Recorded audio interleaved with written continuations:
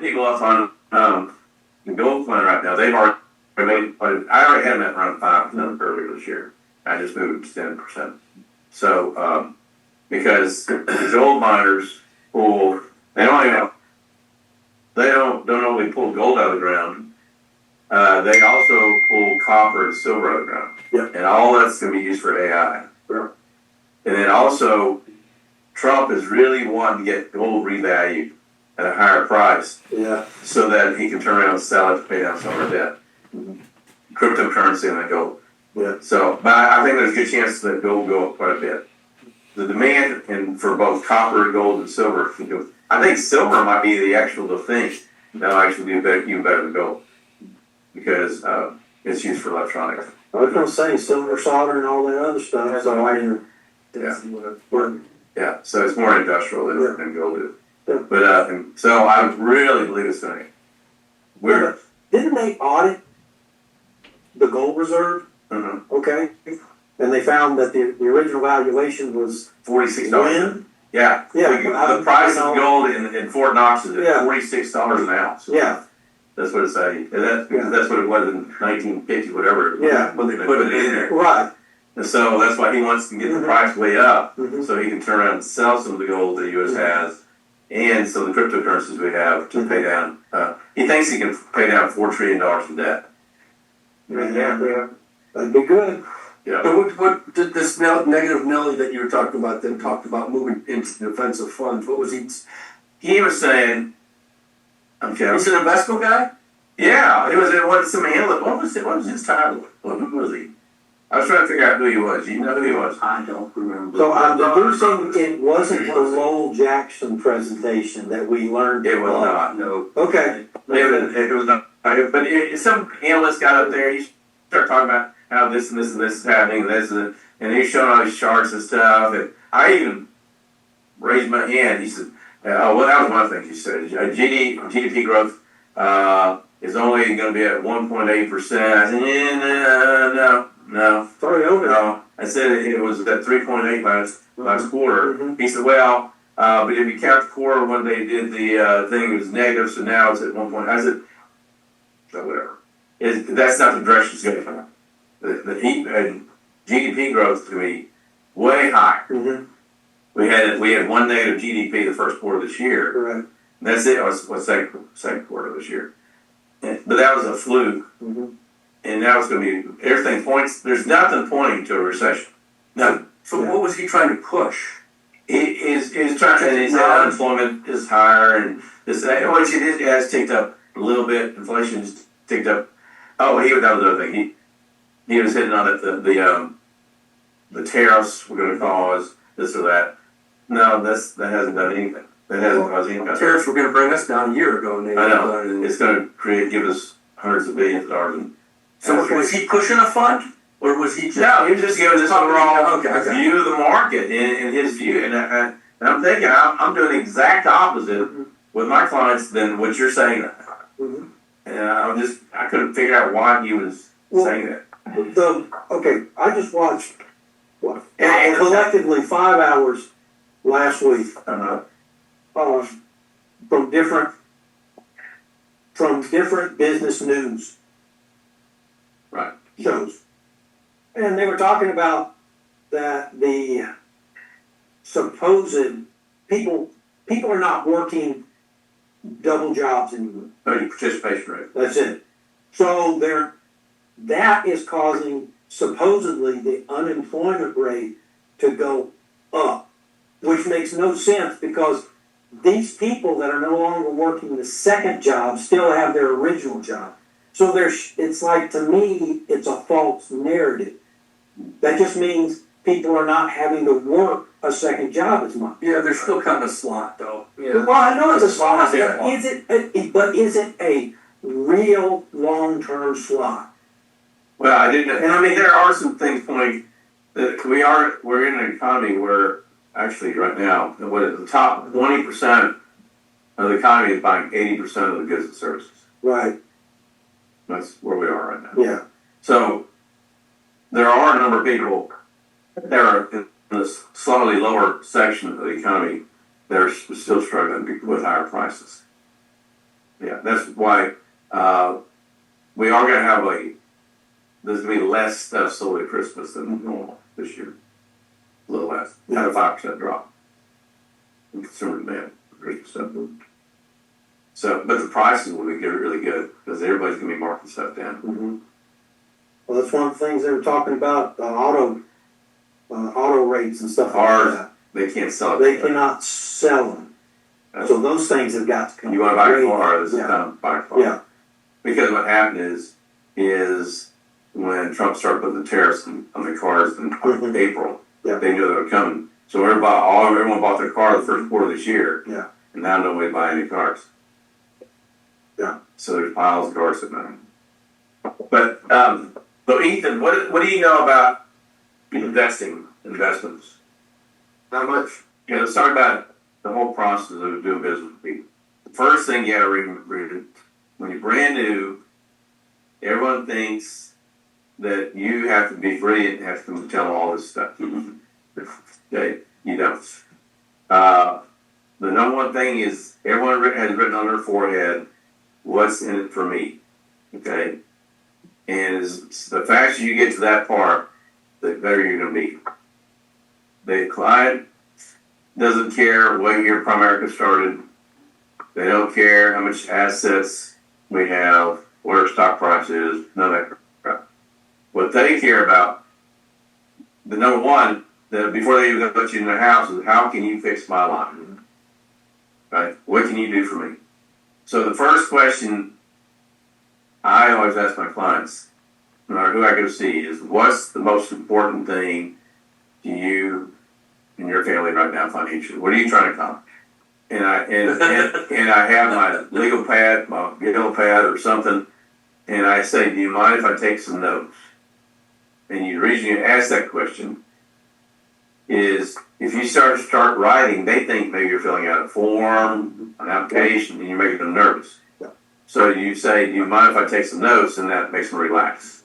So the purpose, human beings, especially when they meet for the first time, everyone's nervous, has fear. And so you're trying to reduce the fear as much as possible, because once you reduce the fear, then everyone is starting to listen. Okay. So you ask them, what's the most important thing to you and your family financially? You might have to take some notes. And generally the first answers are, I'm not, what do you mean? I said, do you have a little more debt than you wish you had? Yes, we have. Are you more concerned about retirement or getting out of debt, or sending your kids to college or buying a house? What are the things you focus on? And they'll start telling you what they want.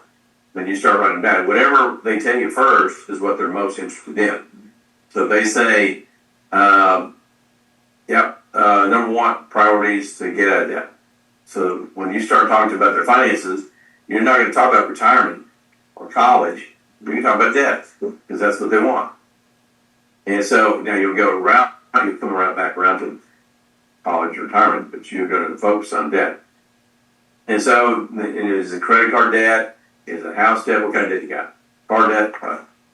And so you start writing, and you'll do a financial needs analysis, or you'll get them to give you all their credit card statements, and you look at their balances, the interest rates, their minimum payments, the whole 9 yards, and you write down, like I said, name of the card, the Visa, $4,000 balance, interest rate, minimum payment. Now, the minimum payment I see here in the statement is $200 a month. And you pay them $200, or we each pay them. Mm-hmm. And what happens, a lot of times they'll have 5 or 6 or 8 debts, and they're paying $50 a month extra on all of them. And so I'll add those up, what they're paying extra. So let's say they have a Visa, MasterCard, they have a car, and they have a house. We'll say they owe $2,000 on the Visa, they owe $1,000 on the MasterCard, and they owe $5,000 on the Amex, and they owe $15,000 on the car, and they owe $200,000 on the house. And let's say the minimum payment on this one is $200. This one's $100. This one's $400. Car payment, what's car payment? $500. And then, house payment, $2,000. let's say the interest rate on the immediate borrow is 23, 25. is that what they are? Yeah. 23, 23 to 38 by time, yeah. 23.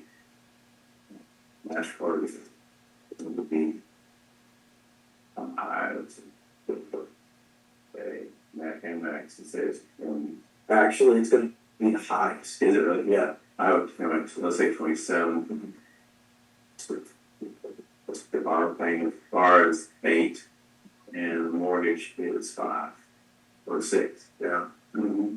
What a lot of people do is they're not paying the 200 or the 100 and the 400. They'll pay 250, 150, 450 on these debts, and they're paying extra on the. They'll pay a little extra on the mortgage every month.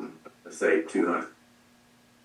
So what I'll get them to do is take this 200 to pay on the mortgage, and this 50, 50, 50. That's $350. If we have 350 extra, we're paying on debt.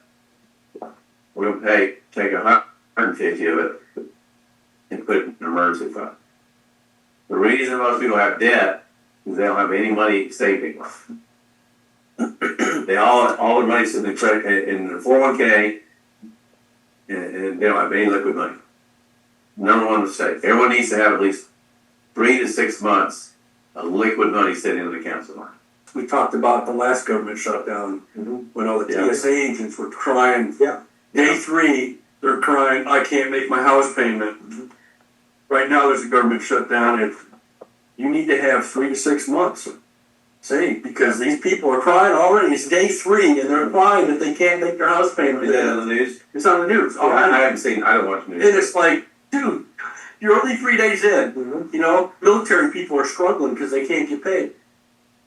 Well, let me tell you, I've been in the military. I was loaning money like crazy when I was in the military because we get paid, and everyone goes to PX to buy jump boots, ghetto blasters. They give me tattoos. You name it. Their money would be gone the first weekend. Yeah. Partying. Yeah. And I always had all my money. Yeah. And I would loan that at 100% interest. I mean, they're hitting you with 25 to 28% interest, right? The Home Depot card has one of the highest interest rates of any of them. Yeah. So how do you do that? You got to get you got to get an emergency fund. So you got to find the money. So I'm going to take 150 of the 350 extra they're paying and put it in emergency fund. And then I'm also going to ask them some more questions. I'll say, who does your taxes? They'll say H&R Block, which I hate. But anyway, they'll say H&R Block. And I'll say, when you do your taxes, how much money do you get refunded to you? And they'll say, well, we got back $3,000? $3,000 back now. Yeah. So what that means is they overpaid their tax by $250 a month. If you get $3,000 back, you overpaid your tax. So I said, you need to adjust your allowances at your job. Most people claim 0 allowances. I'll get them claim more, 4 allowances, 2 allowances, whatever, to get it back to 0. Where they don't get anything back, they don't owe anything. And so that gives them another $250 a month in their paycheck. So now the 200 plus the 250 a month, that's $450. And we're going to take that. Actually, we're going to take more of that, and we're going to take another 100. So we'll move this to 250 in the emergency fund, and we're going to have $350 to go towards debt. And so then I'm going to take that $350, and then on top of the $100 minimum on the MasterCard, we're going to pay $450 on the MasterCard. So in about 2.5 months, that one's paid off. So then I'm going to take the $450 that I was paying on the MasterCard, add it to $200 on the Visa. Now I got $650 going on that. Within about 3 or 4 months, that's paid off. And I keep doing that. I go with the lowest balance first. And I take all the money paid down there, and then I'll have $700, $800 a month going to the MasterCard. So within a year or so, 3 years or 4 years, the MasterCard's paid off.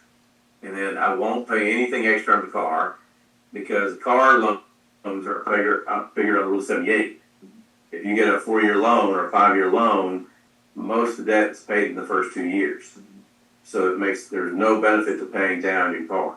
And you never want to put extra money in a house. So then you're going to take all that extra money you were spending, that $800, and you start putting that $800 now in your emergency fund.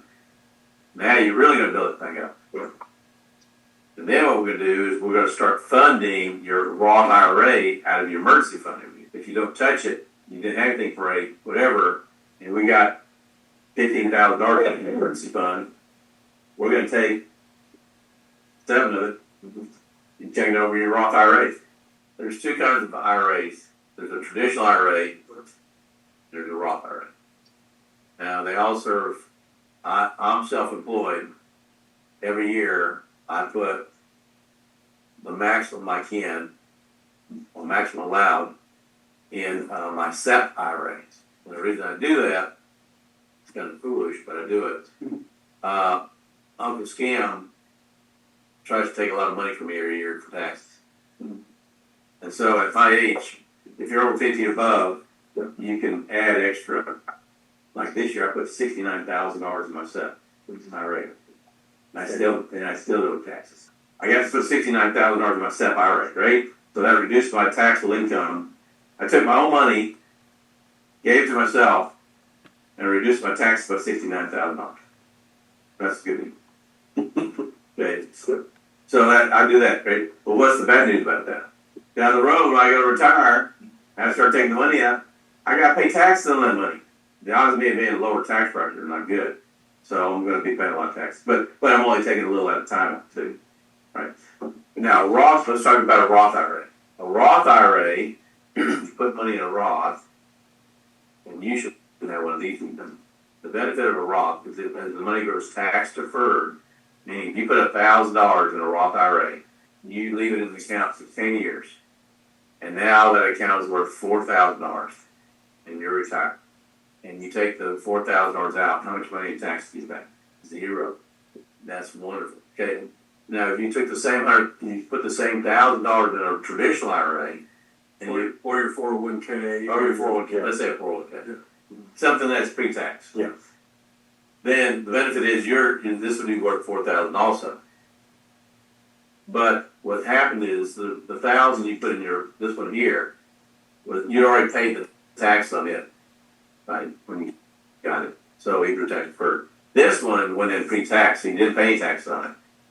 So it means when you take the $4,000 out, you're taxed on it as ordinary income, which is pretty hard. So if you're at 25%, Uncle Scam's going to get about half of it, at least. Okay, now, here's what I do for all my clients. What makes me determine how much money to put my clients in? How do you relieve them, Ethan? 34. How much does it cost for you to live right now every month? $3,600 a month. Okay, so we'll round. Okay, $3,600. And so you're in your 30 what? 34. 34. Okay, so 36 years, $3,600. Let's say you say I want to retire when I'm 65.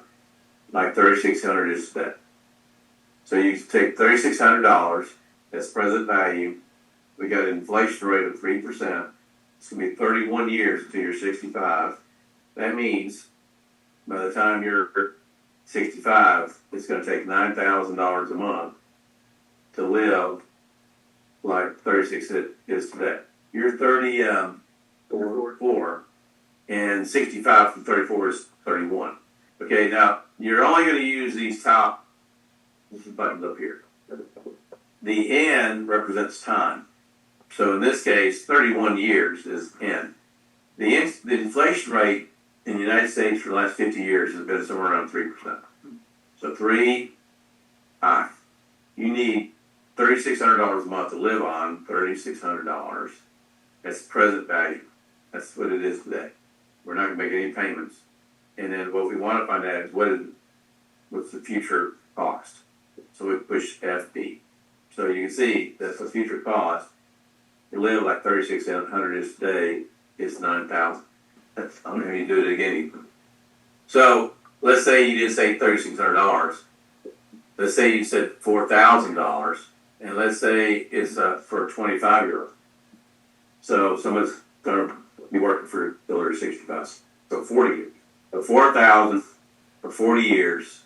What is it going to take for them to retire on when they're 65? So he's 25. He's going to be 65. That's 40 years. That's 40 in. We still have 3% inflation rate. He needs $4,000 in today's dollars We're not gonna pay anything extra on it. Future value is what? That's right, 13,000. Okay, this time you got a 9-year-old, and this 9-year-old 56. decides he wants to retire when he's 57. So and he wants to retire like 5,000 is today. 5,000 when I do PV, 48 years until he retires. Right? 3% inflation rate. So that means he's gonna need $20,000 a month to live off. But once we have that number, that's not what he needs per month to live off of when he retires. We need to know how much money totally he needs to have so he can get that number. So you take that number and you multiply it times 240, 240 times. That means he's going to need to have $2,160,000 to be able to draw that. And that's because he's going to have a 5% withdrawal rate. Now, why did I come up with 240? Because the withdrawal rate is 5%. Right. Okay, so let's go back and do the math on that so we can come up with that. We have to do it the old way. I know. Yeah, I did it the old way. And then I tried to make it easy. Yeah, 12 divided by 0.05 is 240. Oh, divided by 0.05? Yeah. So that's 240. Ethan's case, $9,000. You need $2,160,000.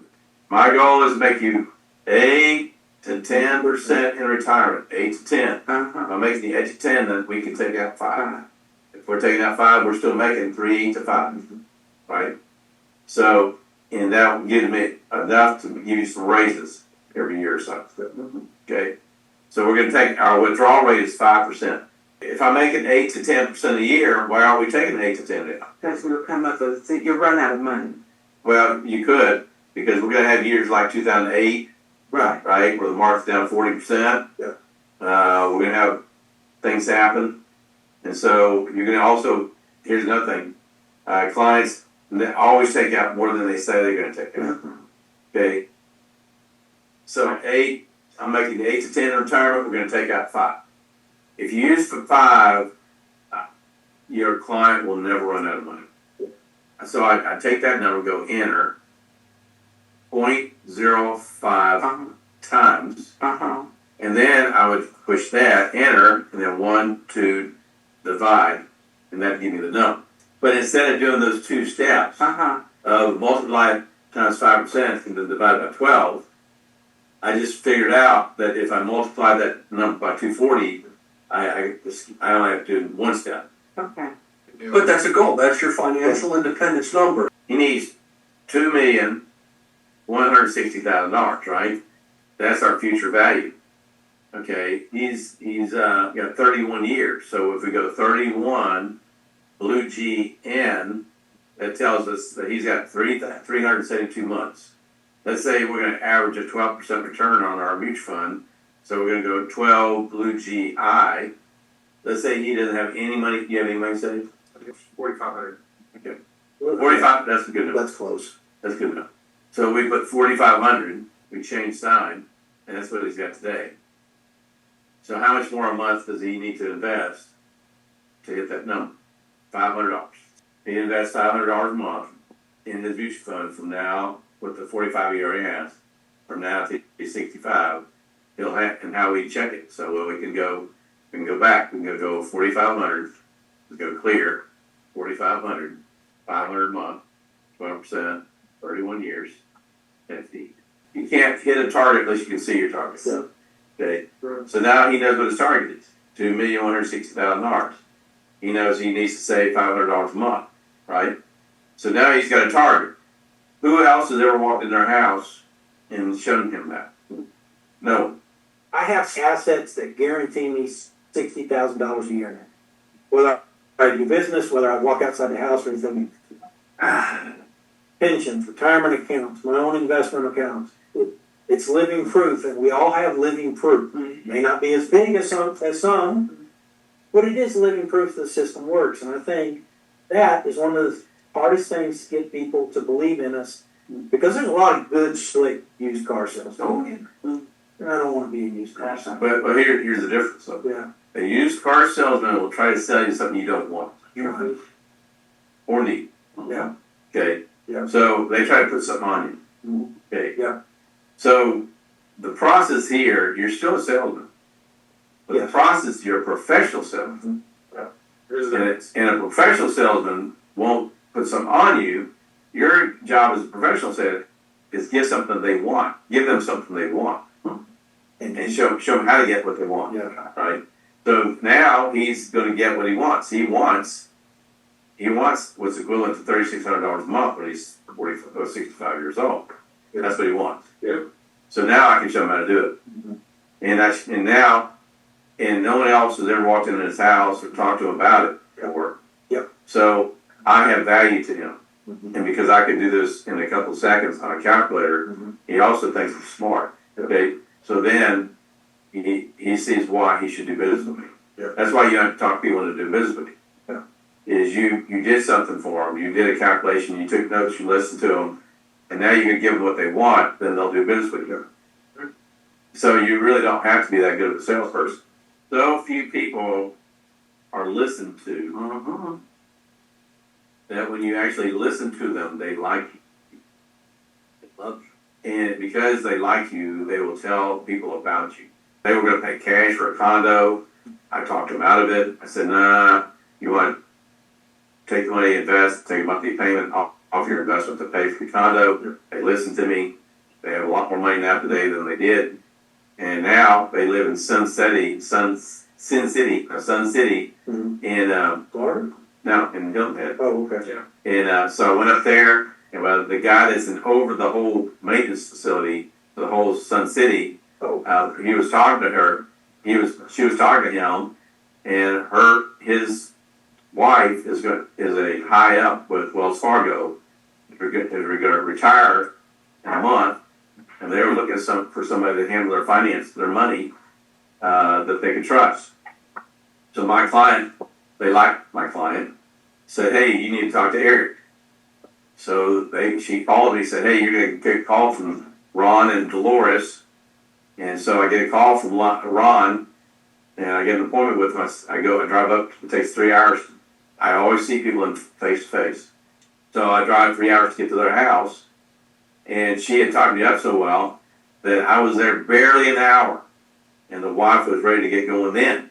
And they were going to invest they're going to invest about $1.5 million with me. She has about 500 some odd thousand in her 401k. She's got a pension that she can cash out for another $100 some odd thousand. And he had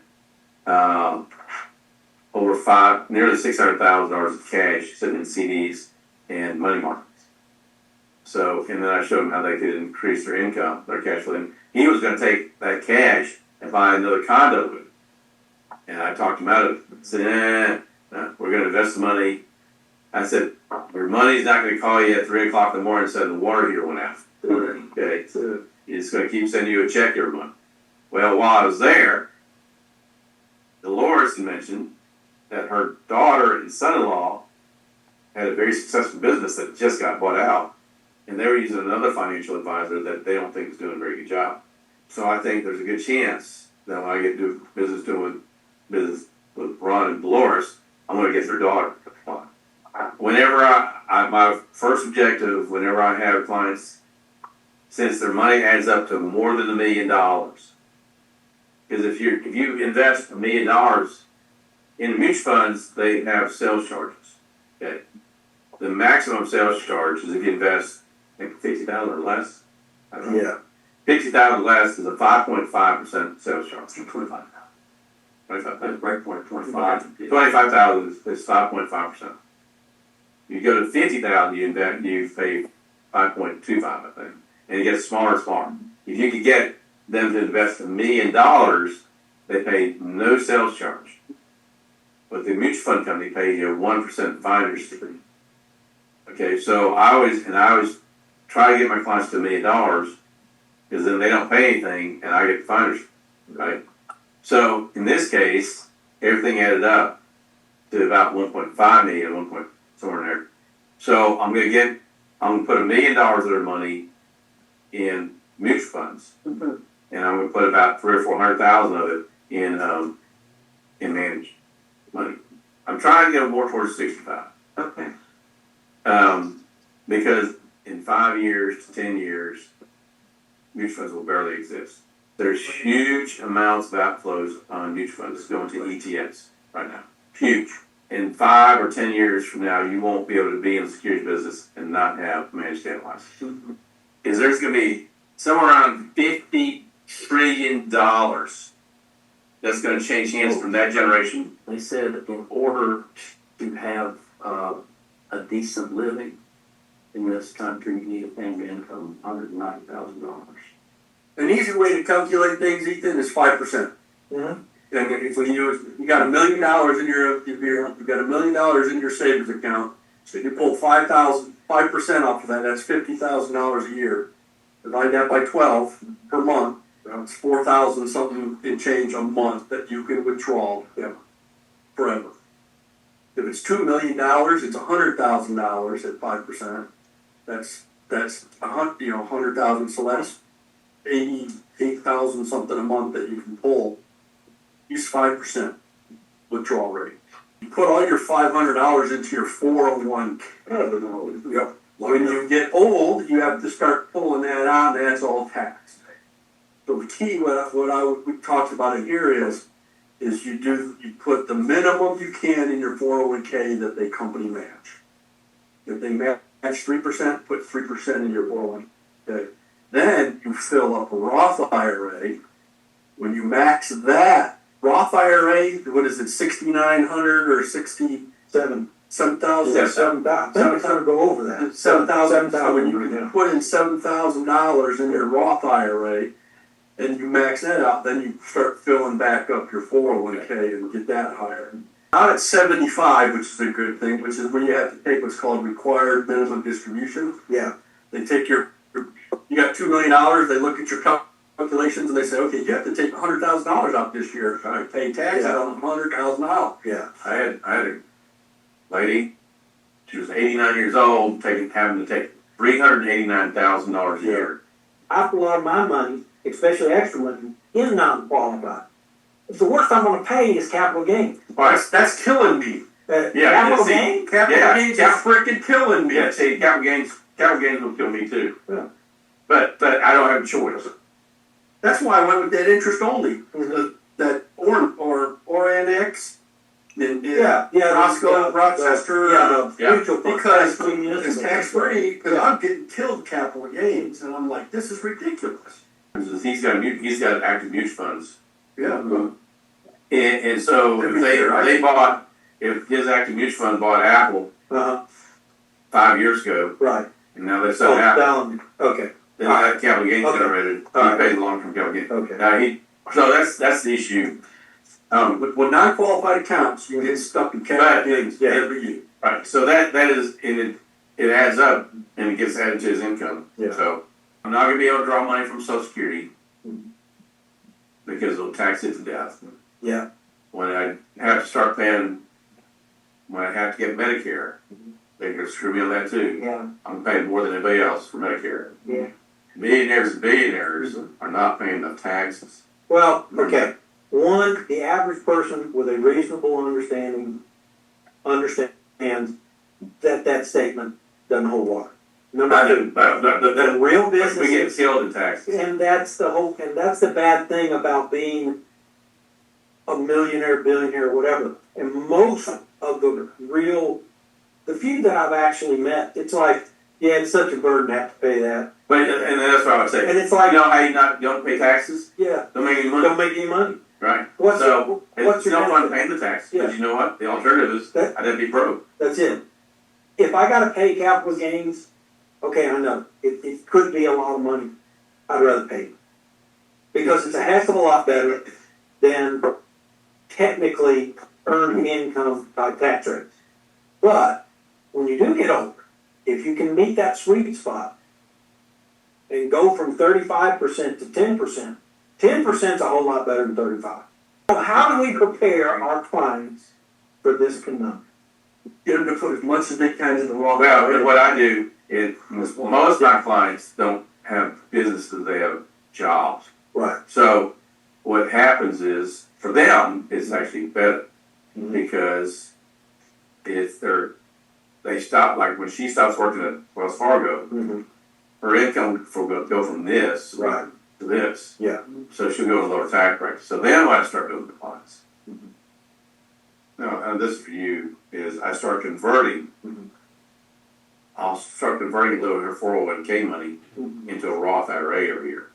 She'll pay taxes on that money. But but she'll pay a reduced tax since she's in a lower tax bracket. And when she dies, when her and Ron die, money that she has in the Roth will go to her kids and they won't have to pay any taxes. Yeah, I One don't, thing that you can focus on with clients is if they have a 401k, Yeah. most of them have, not, maybe half, have option to the 401k Roth. Put money into the 401k Roth, which doesn't tie to this Roth, but you can still max out this a lot more to keep both of them going. Yeah. So that's a key thing, is if you have a 401k Roth, still that. Well, except for you still have an RMD on that. The 401k Roth still has an RMD. Yeah. Now you don't pay tax on it, but you still force Not to if take you it out. roll it over. Yeah, that's right. If you roll it over, then you If get you it. roll it over, you don't need to do that. So Right. the only time you would not roll it over is if you are 55 and wanted to use the rule of 55 and start pulling money out. That's right. Yeah. But if you don't need that money, roll it into a rollover Roth IRA, and you don't have any. It's good as gold. Yeah. But they pay me 73 basis points On the, for your mortgage, on the mortgage. equals, and what is that equal? That's 3/4 1% basically. right. And so on a So that's $4 million, 1% would be $2,500. So $1,750. yeah, on that, about $1,800. And that's less than the average purchase price for. But let me tell you how that really pays off for if you have an investment license, securities license, is you get them to, when they sell their old house, you get them to take the money from their old house and not put it in the new house. What? Yeah. And then, so then you get that money, you get that 600 grand, Mm-hmm. take that 600 grand, invest it, then you finance the house they're buying, and so you now got a $600,000 trade and a $600,000 mortgage. And then when rates come down, so let's say they get a 6.5% interest rate, and 2 years from now it's at 5.5% interest rate, then you refinance the loan and you get paid again on it. And you get paid a residual on the 600 grand you invested to begin with. Forever. Put all their money in their house and they're broke. Yeah. Uh-huh. That's why you never pay off a house. Never pay off your Never pay off early. Yeah. Just pay the minimum payment and move and put the rest of it in invest. Yeah. I have my real estate license, Mhm. so we're talking, I can go get my Yes. mortgage license. Yes, you can.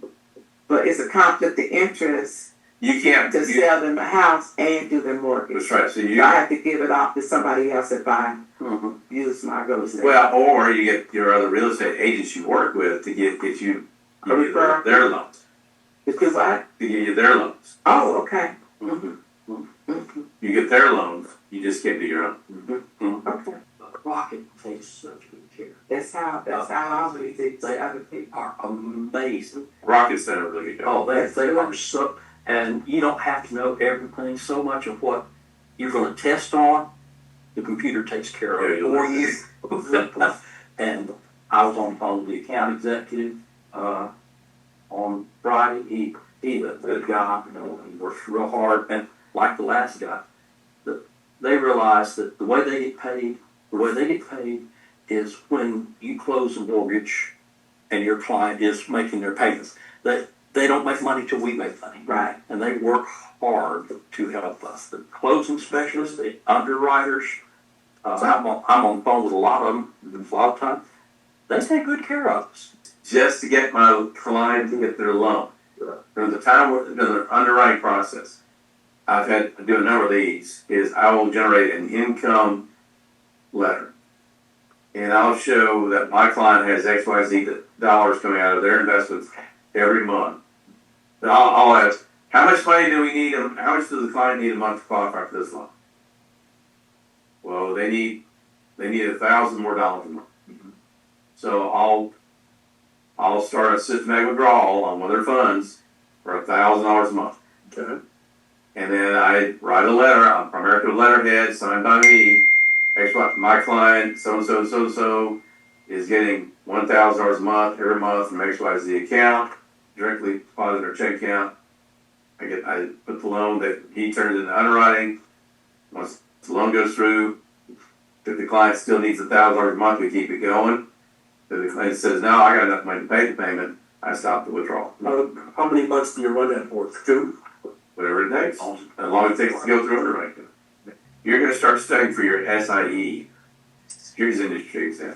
Oh, And all it's required, and once you pass that, you're ready to take your Series 6. Is 63.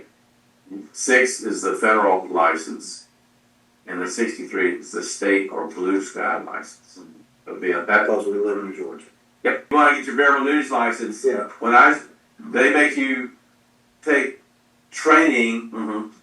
What, 8 hours? Yeah. Yeah. Continuing ed? 8 hours. Same thing. But you already knew it because you had to learn it when you got your 6, Yeah. and then when you get to the life and health exam, That's right. you studied variable news on both those. The POL pays for the class. So you pass your Series 63, you need to sit for your 65. Because 90% of the stuff that's on the 6 and 63 are on the 65. Yep. 6 license is commission-based license. 65 is a fee-based license. Also, if you decide, if you would like to be a regional vice president and run your own office, you need a 26. And then get your mortgage license as fast as you can. Yep. And then you can do just about everything. But the biggest thing you need to be doing right now, I would recommend you start to go see people. You need to go see some people. Yes. So one thing that got me going is I did a biblical money class. There's 3,500 verses in the Bible about money, and only 600 verses about love. Okay, so managing what God gives you is really important. So I did stewardship classes. Training you'll get and go see clients. That's true. Learning business across. And you're gonna screw some up. That's all right. That's right. That's how you learn. You're gonna learn more about failure than you do from success. Yes, That's True. that is true. Right now, your health license will not pay you a dime. That's right. That's right. So once we get everything that will pay you in place, Now you can come back and get it. then we can look at a bigger picture. You used to help us with long-term care. Yeah, we used to have long-term care. And I was a big that fan. was- I did. I was looking forward to that, but unfortunately, I want to get a room. that imploded. Oh, I gotta go. All right. 11:03. Okay. All right.